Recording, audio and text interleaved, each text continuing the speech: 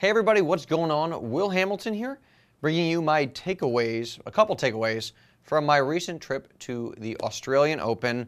First takeaway, Australia is awesome. If you're Australian and you're watching this video, you are awesome. I really enjoyed my trip. The people were incredibly nice.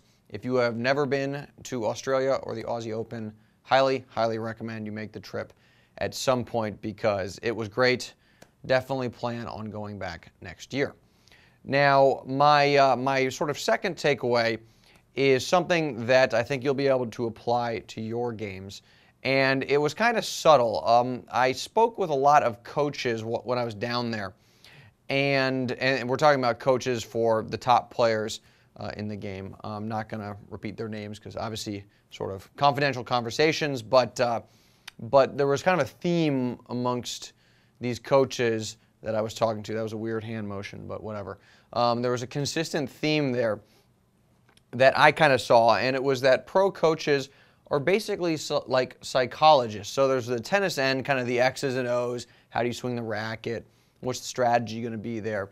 But then they're also very much psychologists, and specifically before a match, pre-match, their job is to make sure that their player has the highest level of confidence possible.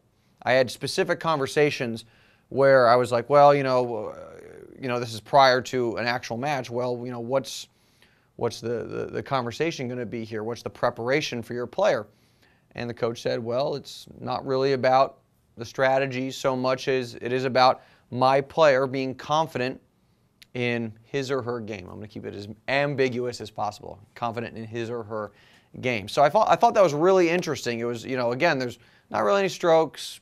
There's some strategy. Obviously, strategy incredibly important, but that's sort of handled at that point. It's more just the confidence in the player's ability to execute there. And you can kind of see this with the top of the men's game. You've got, Rafa, Roger, and Novak. And Rafa very much has the confidence that he's going to beat Roger. The other way around, not so much. Roger certainly is confident that he can beat Novak. That's obviously a very tight matchup, but the last two times they've played, Roger has held match points. Obviously, the U.S. Open semi, he didn't convert there. And then Novak, of course, is extremely confident that he's going to beat Rafa. Rafa, the other way around, obviously he thinks he can do it, but I don't know if the belief is at the same level as Novak, just given the results. So you can kind of see it working out like here. I've compared this to rock, paper, scissors in the past. And then you've got Murray over here who's kind of lurking. I mean, Murray had a great Aussie Open and had a real good shot of taking out Djokovic in the semis. You got to give a lot of credit to Ivan Lendl, his new coach, who of course is, or when he was playing, was sort of known as this mental rock, this very sort of even keel player who you knew was going to bring it and was going to be tough to break down mentally. So certainly can see a little, some shades of that with Murray's improved play and certainly improved confidence there. So in terms of action items, what's some stuff we can take away here? Well, I was kind of thinking, these coaches, there's a lot of pre-match preparation from a mental standpoint. Well, why don't, next time you play, think about, maybe write down so that you have that note after the match. What do you do? What are you thinking about prior to a match? Are you trying to sort of get yourself in a good state where you're confident about your level of play? Or are you kind of worried about a particular shot? Or are you worried about your opponent? And then what are you thinking about during a match? Because during a match, very much at the rec level, people tend to think about their strokes. They get out there and they're playing a match, and I'm going to work on my forehand, or I'm going to work on my backhand. Don't want to do that. You gotta not think about the strokes at all. You got to be very much present, is a term a lot of coaches use. Present, sort of in the moment, not thinking about the future, not thinking about the past, not thinking about technique, kind of just thinking about executing and your very immediate game plan. And of course, you want to have that confidence to be able to pull that off. And that's, again, the pros, they don't think about their strokes. Even if there's a particular shot they want to improve.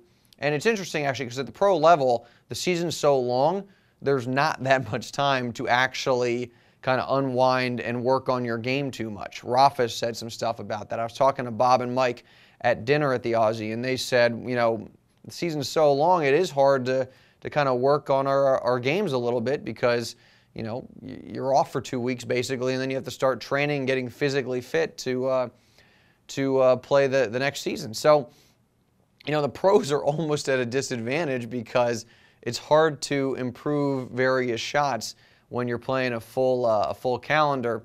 For us mere mortals who have a little bit more time, you know, we can contain that sort of focus to the practice court, but we got to, just like the pros, we got to make sure once you hit the court and you're playing a match that you got to be focused, you got to be confident, and you got to be focused on executing and being confident in your game plan.